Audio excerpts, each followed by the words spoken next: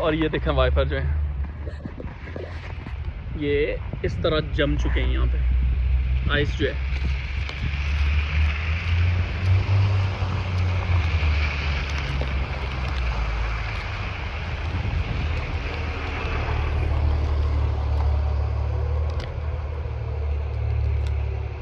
मेरे पास कोई चीज़ नहीं है तो मैं हाथों से ही उनको जो आइस जमी हुई है उनको निकाल रहा हूँ ताकि जो ये सही से क्लीन करें। ये देखें आइस, ये देखें।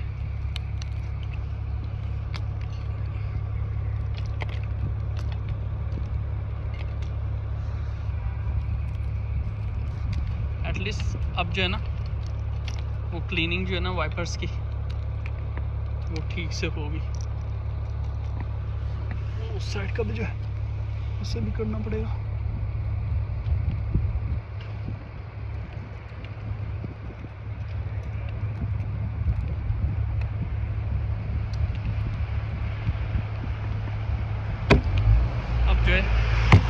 अब जो है थोड़ा सही से करेंगे, हाथ ठंडे हो गए तो